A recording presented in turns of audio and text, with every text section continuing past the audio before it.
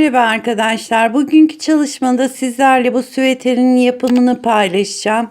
Daha önce motiflerin yapımını göstermiştim. Bu da bitmiş hali. Şu şekilde bir ölçü vermek istiyorum.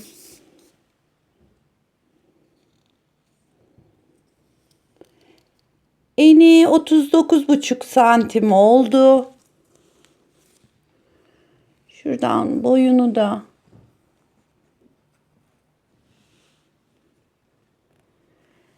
41,5 santimde boy uzunluğu oldu. Başlarken 36-38 bedene olur demiştim ama sanırım 36 bedene daha iyi olacaktır. 38 bedene biraz dar gelebilir ölçülerimiz. Bunun için şu krem tonundaki ipimden 2 tane, çok az bir ipim kaldı. 2'ye yakın ip kullandım. Diğerleri zaten elimdeki artık iplerden yaptım. Şimdi bir de bakın bir boy büyüğünü yaptım. Şu şekilde. Bunu da nasıl yaptım? 5 sıra değil, kremi 6 sıra yaparak şu krem rengine 2 sıra daha fazla gittim. Bakın şurada. Yani bir sıra daha fazla gittim. 6 sıralı motifler yaparak bir beden otomatikman büyüdü. Bu da bu şekilde. Bunun da ölçüsünü vereyim. Bu 38-40 bedeni çok rahatlıkla olacaktır. Birer sıra büyüttüm ama ortalama bir motif daha büyümüş oldu. Yani hepsinden birer sıra büyüttüğüm için bir motif kadar büyümüş oldu. Tabii kol ayarlamalarında kenarında sayıları biraz daha fazla olabilir. Yaka oyuntusundaki sayımız da fazla olabilir. Ben şimdi bir de bunun ölçülerini vermek istiyorum.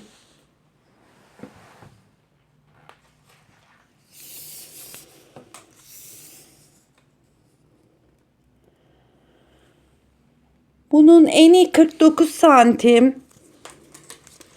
Boyunu da şöyle.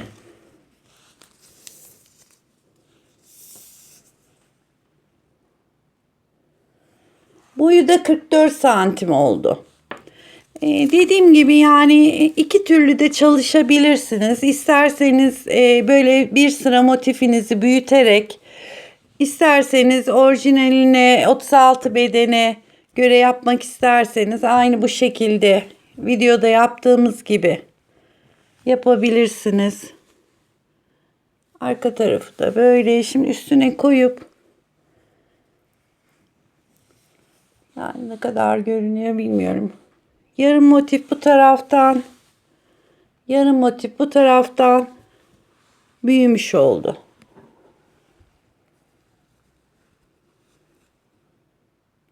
Boyu da şu şekilde.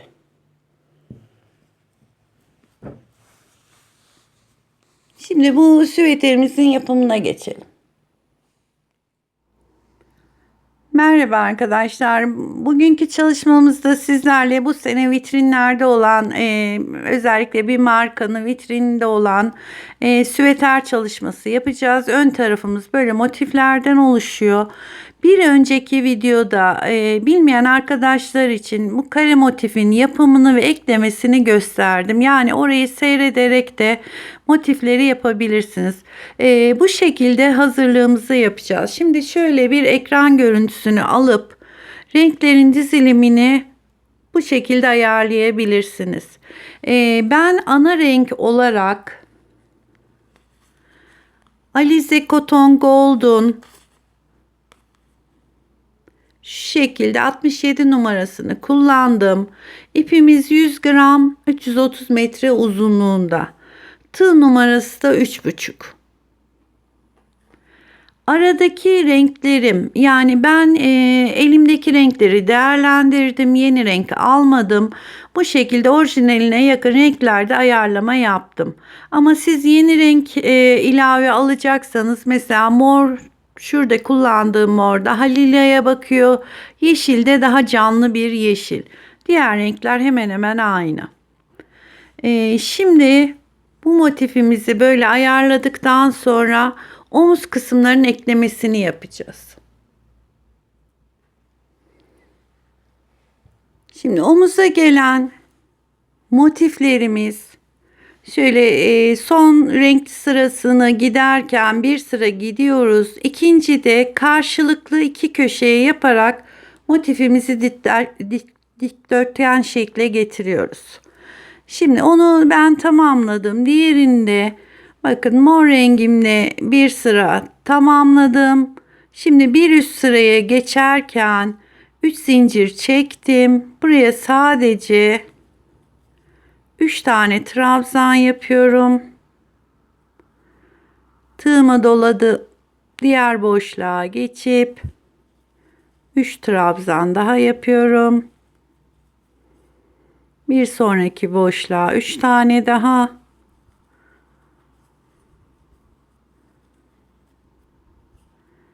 Ve köşe noktasına geldim.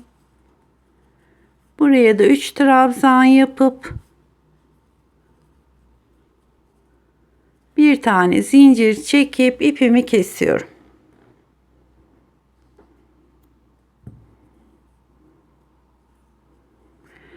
Yani bu kenarda 1, 2, 3, 4 tane böyle dolgularımız oluştu. Şimdi tam karşı köşesine geçiyorum.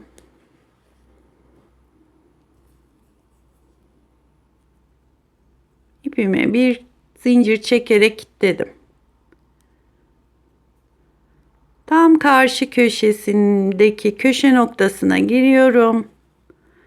1, 2, 3 zincir çekip buraya 3 tane trabzan yapıyorum. Hiç zincir çekmeden diğer boşluğa geçiyorum.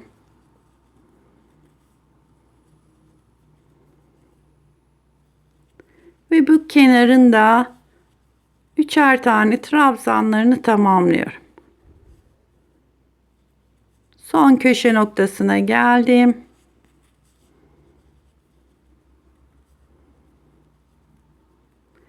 Buraya da 3 tane trabzan yapıp ipimi kesiyorum.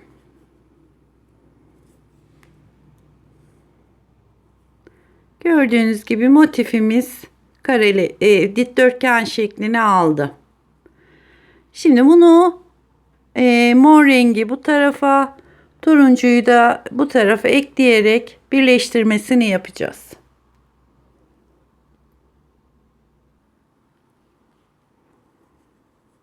Şimdi ben motifin iplerini arka tarafa doğru sakladım. Şimdi buradaki motifimizi tam şu kenara eklemesini yapacağız. Şu 3 tane zincirin dolgunun ilk zincirin içine girdim.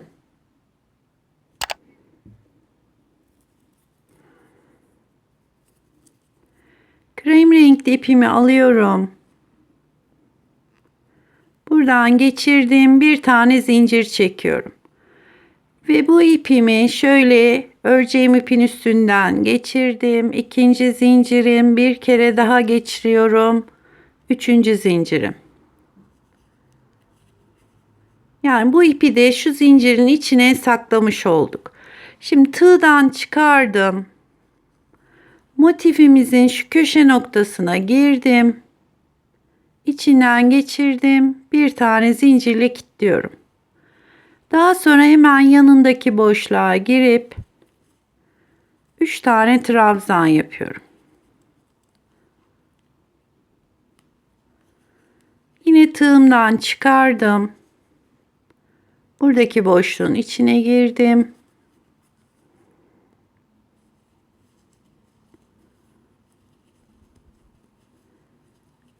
Üç tane trabzanımı motife yaptım. Tığımı çıkartıyorum. Karşıdaki boşluğun içine girip bir zincirle kilitliyorum. Ve son boşluğa da 3 tane trabzan yaptım. Bakın şuradaki boşluğun içine giriyorum. Kilitliyorum. Ve son kenardaki trabzanımızın şöyle zincirin içine giriyorum. Bunun eklemesini, bakın motifte şurası köşe noktamız. Buradaki boşluğa değil, aslında buraya eklememiz lazım. Oradaki boşluğa değil, şu dolgunun, yani şu ikinci trabzanın tepesine ekliyorum. Bir zincir çekip ipimi kesiyorum.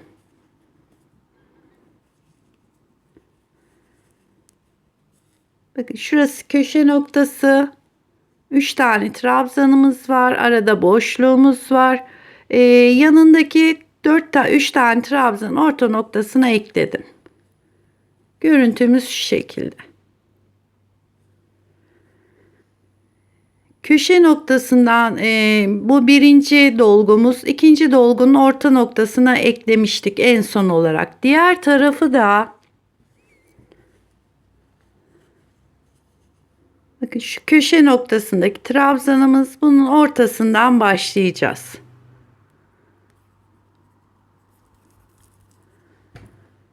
Turuncu rengi aldım.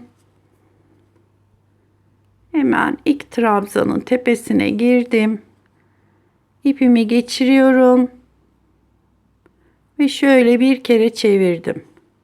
Bir kere daha çevirdim.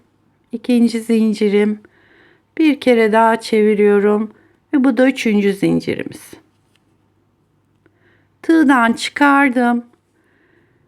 Dediğim gibi arkadaşlar, şu köşe noktasındaki trabzan, onun yanındakinin, şu ikincinin tepesine giriyorum. Bir zincirle kilitledim. Önce 3 tane trabzan yapıyorum. Tığımı çıkardım. Hemen yanındaki boşluğa giriyorum. Bir zincirle kilitliyorum.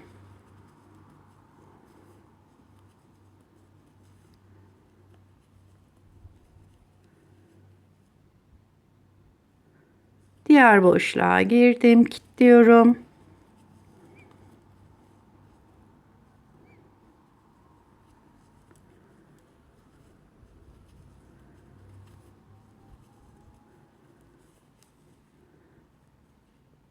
Buradaki boşluğun içine girdim. Şöyle kilitledim. Bir zincir çekiyorum. Son trabzanın tepe noktasına girdim. Ve burada da şu köşe noktasının içine girip şöyle bir zincirle kilitliyoruz. Ve ipimi kestim.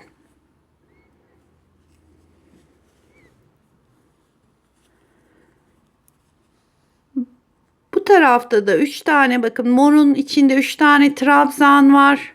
Yani 3 tane üçerli trabzan var. Diğer tarafta da aynı şekilde. Yani buna dikkat edin, şu köşelerinizin tam oturması için. Şu arası ön yakamızın şöyle biraz diğer motiften alarak bir yaka oyuntusu verdik. Bu karşı tarafın trabzanını ister şimdi yapabilirsiniz, ister daha sonra arka bittiği zaman eklemesini yapabilirsiniz. Ben şimdi yapacağım ve arkayı yaparken buradaki motife ekleyeceğim. Tekrar ipimi alıyorum. Yine ilk zincirin trabzanın tepesine girdim. Ve buradaki iplerimizi de bu şekilde saklıyoruz. 1 2 3 tane zinciri çektim. Karşıdaki, hemen yanındaki boşluğa girdim. 3 trabzan yapıyorum. Ve buradaki boşluğa da 3 trabzan.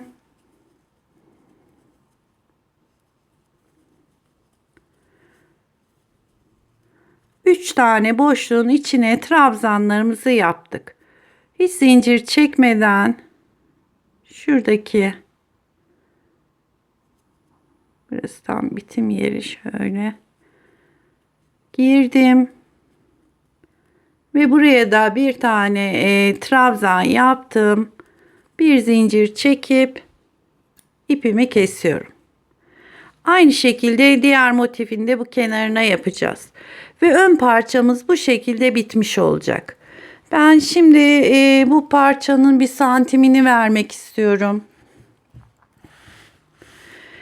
Çünkü bunu yaparken dediğim gibi yani motifleri büyüterek veya küçülterek daha küçük süveter de yapabilirsiniz. Daha büyük süveter de yapabilirsiniz. Şimdi şurada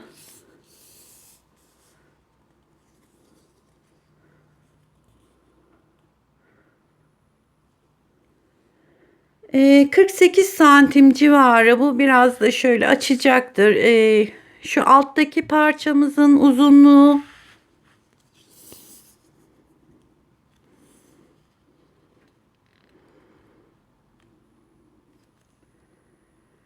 29 santimde, şu bedenin uzunluğu. Boyun da uzunluğunu verelim.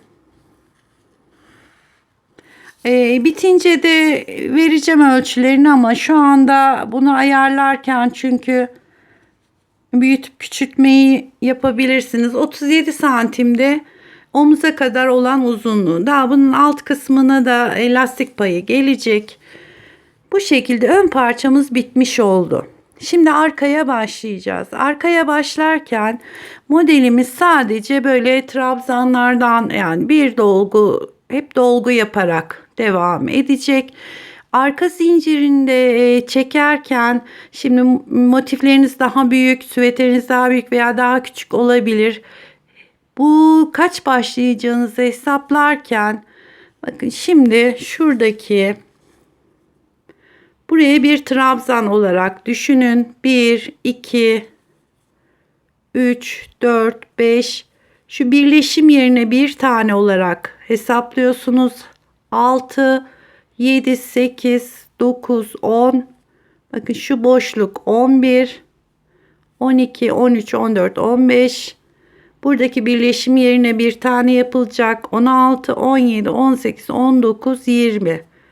Şuradaki birleşim yerine yapılacak 22, 23, 24, 25, 26 tane böyle trabzanlarımız var saydığımız zaman. Motifiniz daha büyük olursa mesela 30 tane falan böyle dolgu yerleşecektir arka tarafa. Onu da şimdi 26 saydık.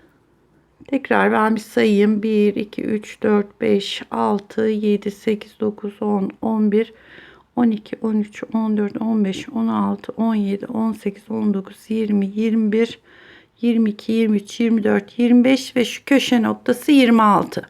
26 tane böyle üçerli dolgular yaparak başlayacağız. Zincir sayımızda 3 tane trabzan yapacağımız için arada 3 tane zinciri atlayacağız. Dördüncüye 3 tane trabzan yapacağız. Yani 4 ve 4'ün katları olacak. 26'yı 4 ile çarpıyorum. 104 zincir. 103, 104 zincir çekerek arkaya başlayacağız. Dediğim gibi burası 30 tane dolgunuzu yapacaksanız 4 ile çarparak 120, mesela 120 zincir üstüne başlayabilirsiniz. Daha da küçük olur. Yani yapacağınız dolgu sayısını 4 ile çarpın. O size arkaya başlama zincir sayısını verecektir. Şimdi 104 zincir çekerek arka parçaya başlayalım. 1, 2, 3, 4.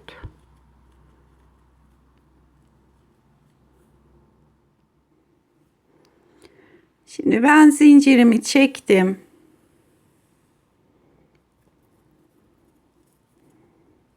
Tığıma doluyorum. Şimdi 1, 2, 3, dördüncü zincirin içine girdim. Döndüğüm zincir 1 yaptım. Şimdi ikinci trabzanı yaptım. Aynı boşluğun içine Bir tane daha trabzan yapıyorum. 3 tane trabzan oldu. Hiç zincir çekmiyorum. Şimdi tekrar 1, 2, 3, dördüncü zincirin içine girdim. 1, aynı yere 2 ve tekrar yapıyorum. 3. 3 tane daha trabzan yaptım. Tığıma doladım. 1, 2, 3, dördüncü zincirin içine girdim.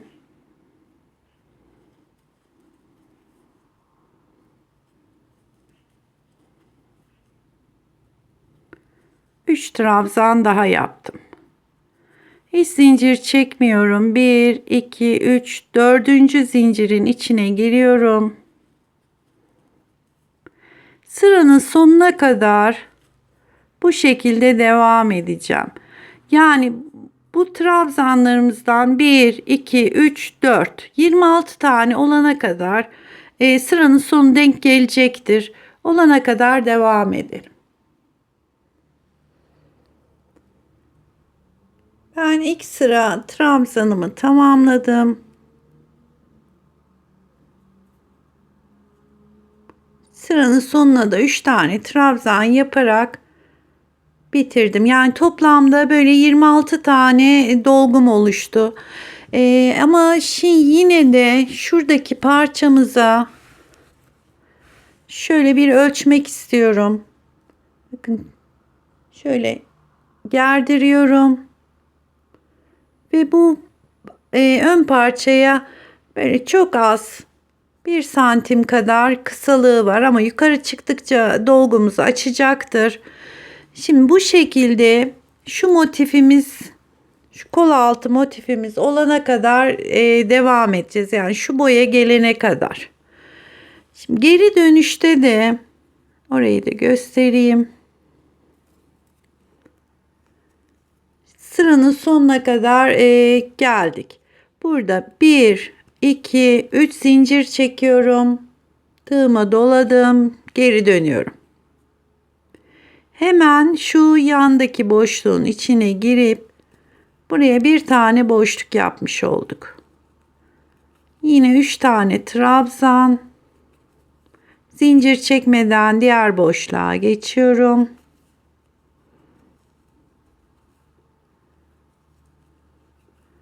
Sıranın sonuna kadar buradaki boşlukların içine üçerli trabzanlarımızı yaparak devam ediyoruz.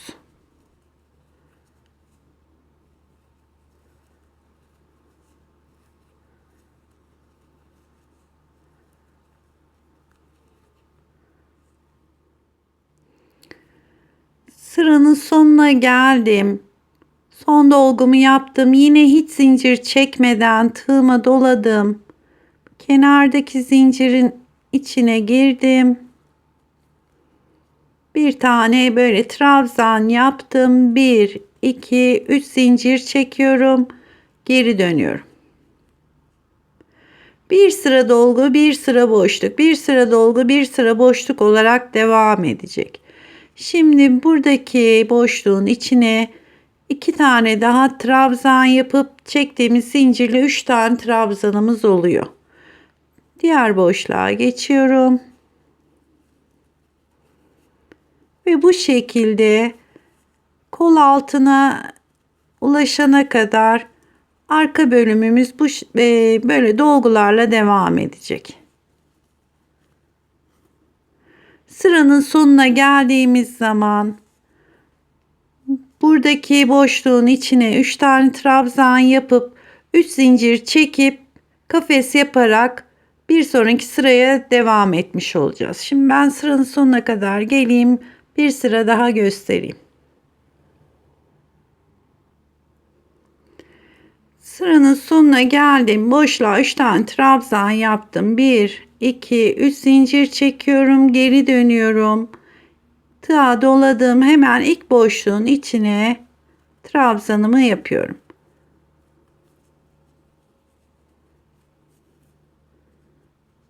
Bakın kenar kısmımız bu şekilde. .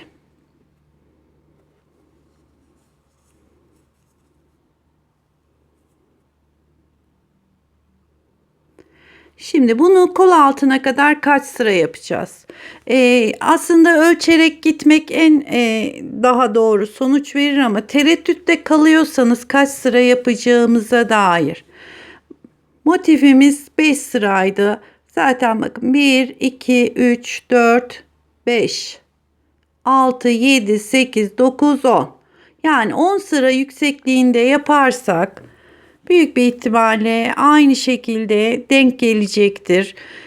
Ama bu elden ele değişir. Bazen 9 sırada bazen 11 sırada da denk gelebilir. Mutlaka ölçü yaparak devam edin.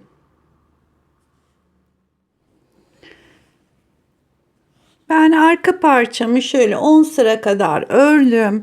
Ama yine de bakın şöyle şu şekilde ördüğünüz parçayı diğer alttaki motifli parçaya ölçün arkadaşlar. Yani şu kenarını dikeceğimiz için burası birebir denk gelmesi gerekiyor. Yani şu kenar kısımları eşit olsun.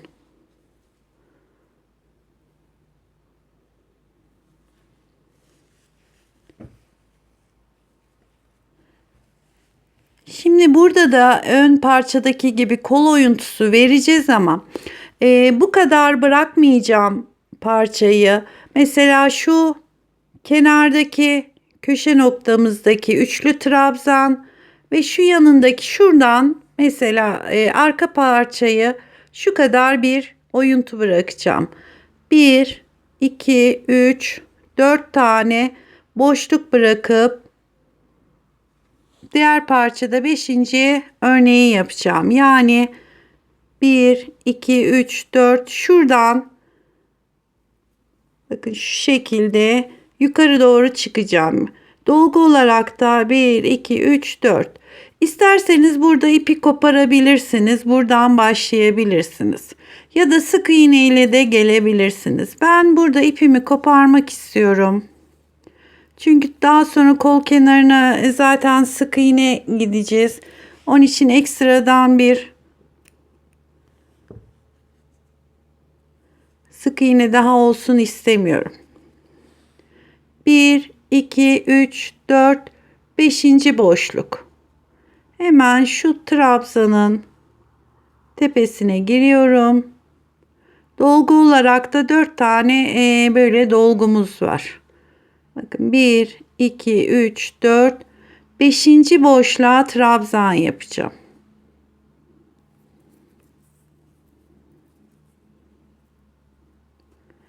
Bir tane zincir çektim, kilitledim ipimi.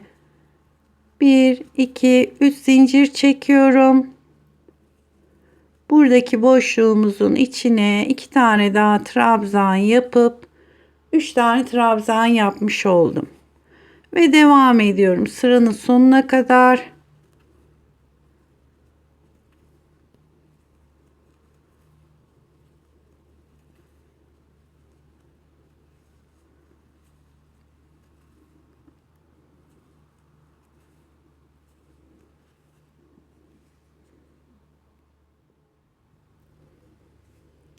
Başlarken 1, 2, 3, 4 tane boşluk bırakmıştık.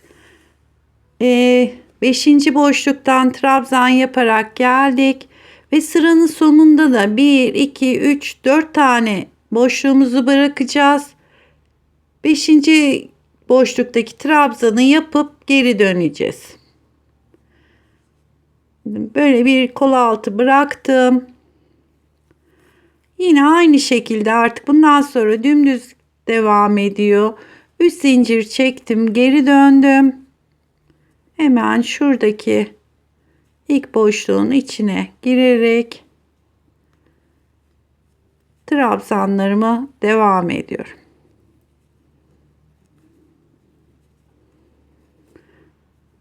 Bundan sonra artık böyle dümdüz şekilde aynı buradaki gibi dümdüz şekilde devam edecek. Şurayı bir göstermek istiyorum arkadaşlar. Bakın ön kol oyuntusu şu kısım. Arkayı şimdi üstüne tutmayayım, şöyle tutayım. Bakın arka daha böyle şuradan başlıyor. Yani yaklaşık 1 santim falan daha büyük arka kısım. Şimdi bunu şuradan tuttuğumuz zaman ölçümüz şöyle yapalım. Devam ediyoruz. Şu omuz için eklediğimiz, yakanın kenarına eklediğimiz motifin hemen hemen şu orta noktalarına gelene kadar böyle ölçerek devam ediyoruz. Şimdi arka parçayı ben şu omuzdaki motifin yarısına kadar ördüm. Zaten 10 sıra örüp kol yerine ayırmıştık. Kol oyuntusunu. Daha sonra 2, 4, 6, 8, 10, 12, 14, 16, 18, 20, 22, 23 sıra ördüm. Ama dediğim gibi arkadaşlar, yani mutlaka şöyle bir ölçü yaparak sıranızı ayarlayın. Şimdi daha sonra sadece şuradaki 4 tane örneğimizi motifin sonuna gelene kadar, omuz çizgisine gelene kadar, yani bir 6 sıra daha öreceğim. Motifimiz 1, 2, 3, 4 tane böyle dolgularımız var. Aynı o şekilde olacak şekilde 1, 2, 3, 4 tane şu kenarda dolgumuza denk gelecek şekilde şu kısmı 6 sıra öreceğiz. Şimdi zincirimi çektim. İlk boşluğun içine trabzanlarımı yaptım. İkinci boşluğa geçiyorum.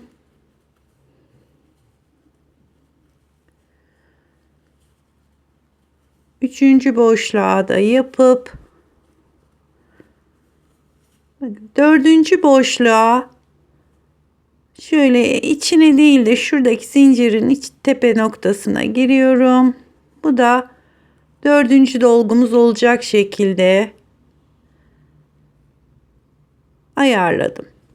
Şimdi 3 zincir çekiyorum, geri dönüyorum. Bu birinci sıramızdı. Şimdi ikinci sıramızı yapıyoruz.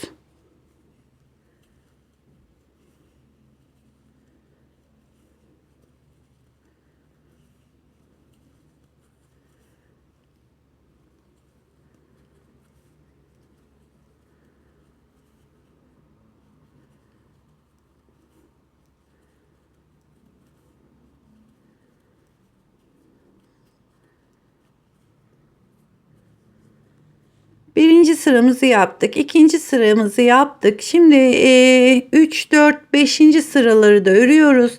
6. sırayı yaparken diğer omuza eklemesini yapacağız.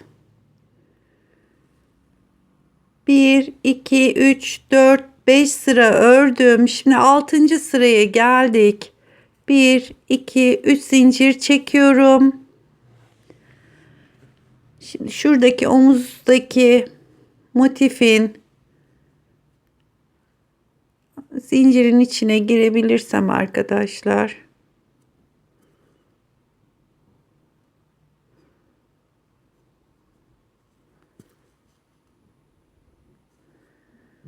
Buradaki kenardaki zincirin içine girdim. İpimi çekiyorum, motifimizin düz yönü. Ve buradaki boşluğun içine 2 tane daha trabzan yapıyorum. Kenarda 3 tane trabzanımı tamamladım. Şimdi bir motifteki diğer boşluğa geçiyorum. İlmeği geçirdim. Bir tane zincirle kilitliyorum.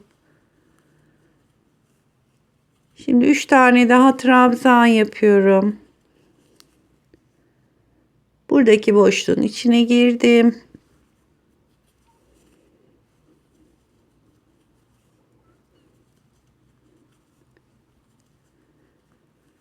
3 trabzan yaptım. Bakın şu sondaki boşluğun içine girdim. Bir zincirle kilitledim.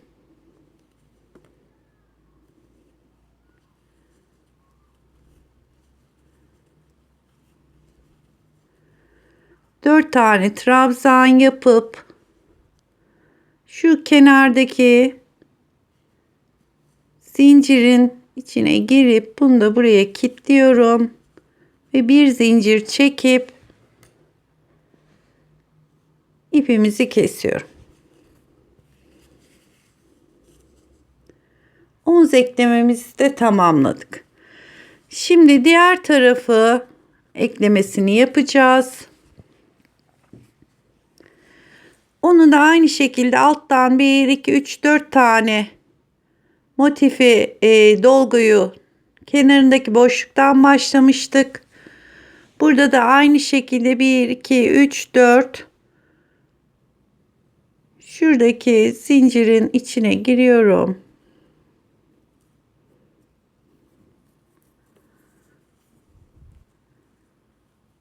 Kitlemeyi yaptım.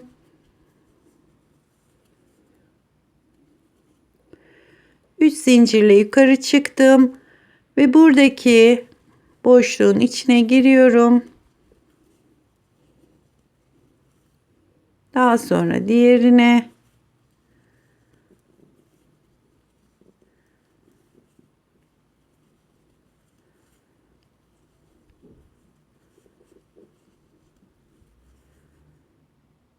Ve kenardaki zincirin içine de girdim. Birinci sıramızı tamamlamış olduk.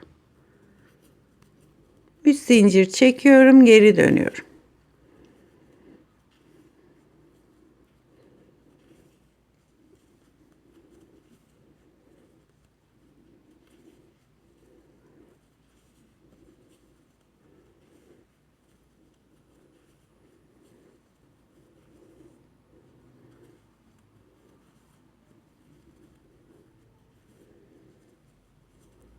Ve ikinci sıramızda tamamladık. Burayı da 5 sıra örüp 6. sıra eklemesini yapacağız. 1 2 3 4 5 sıra ördük. Şimdi 6. sırada eklemeyi yapacağız. Ama şunu bir düzeltelim.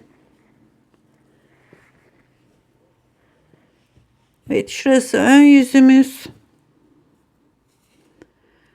Yine 3 zincirimi çektim. Karşı motifin şu kenarındaki zincirin içine girdim. Ve buranın içine 3 tane trabzan olacak şekilde zincirimizde 3 tane oluyor. Tığımı çıkardım. Pardon, hemen şuradaki boşluğun içine giriyorum. Ve kitlemeyi yaptım. Yanındaki boşluğa geçiyorum. 3 tane trabzanımı tamamlıyorum. Ve bir sonraki boşluğun içine bir zincirle kilitledim. Ve bu kenarı da aynı diğer taraf gibi olacak şekilde eklememizi yapıyoruz.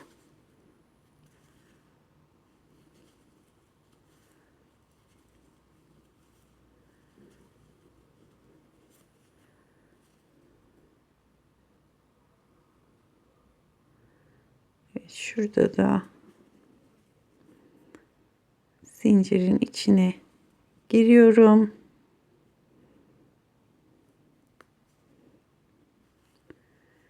Kitlemeyi yapıp bir zincir çekip ipimizi kesiyoruz.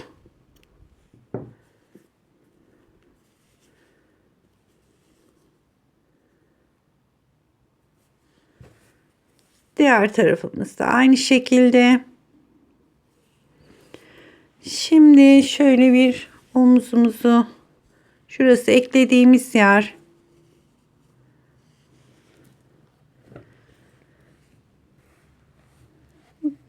Bakın ön yakanın yakası daha aşağıda, arka ensemiz daha yukarıda.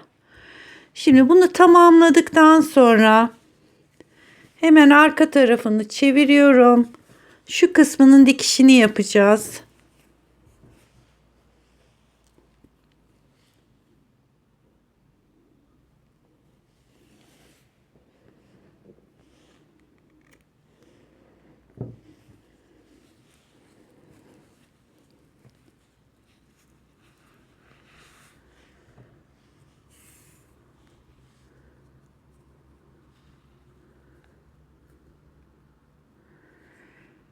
Şimdi şuraya önce ilk kenara giriyorum. Bakın şuradaki noktaya ipimi çekiyorum.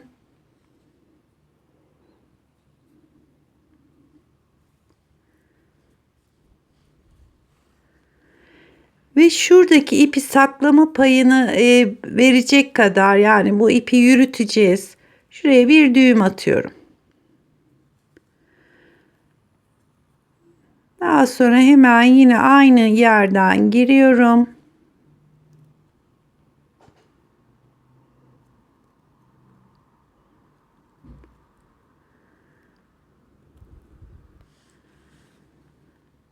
Şu köşe noktasının tam ortasındaki zincire denk gelecek şekilde aldım, dikiyorum.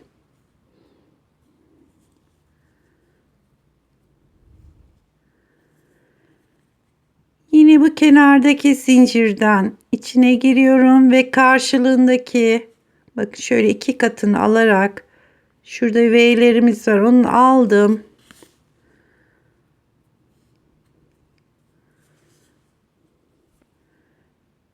Yine buradan şöyle şu kısımda görünen V'lerin iki katını aldım. Karşı taraftan da aynı şekilde alarak dikişimizi tamamlayacağız.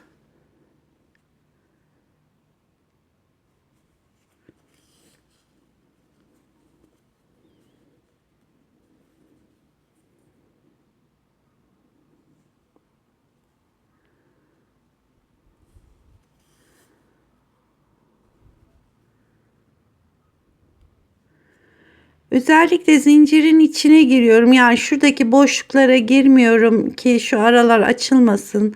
Şuradaki zincirin iki katını aldım. Karşı tarafındaki ilmeği alıyorum.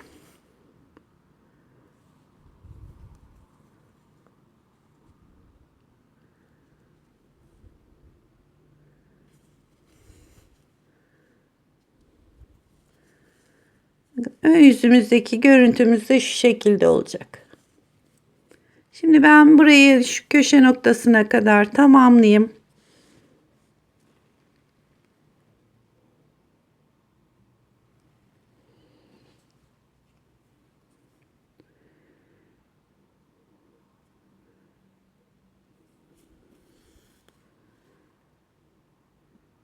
Ve şunun son şuradaki zincirine giriyorum. Ve buradaki köşe noktasının da tam orta noktasındaki zincirin içine girdim.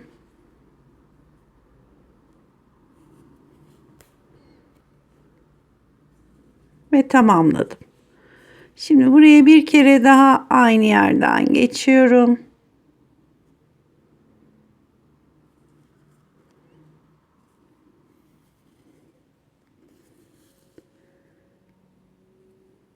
Ve şuraya bir tane düğüm atıp ve bu ipimizi de şöyle arkaya doğru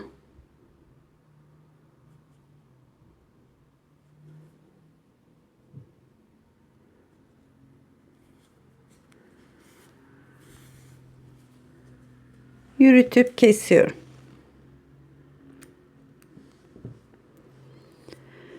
Ve şurada bir ip bırakmıştık. Yine de bunu da aynı şekilde arkadaşlar iğnemize geçireyim. Bunu da yukarı doğru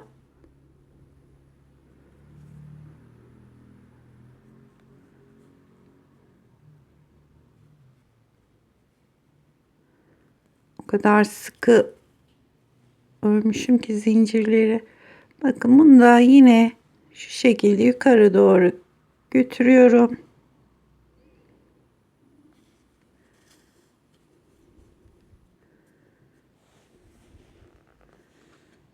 Ve bunu da kesiyorum. Dikişimizi tamamlamış olduk. Aynı şekilde diğer tarafı da yine tersini çevirerek şöyle şu şekilde dikelim. Sadece zaten bu iki kenarı dikeceğiz. Dikiş işimiz tamamlanmış olacak.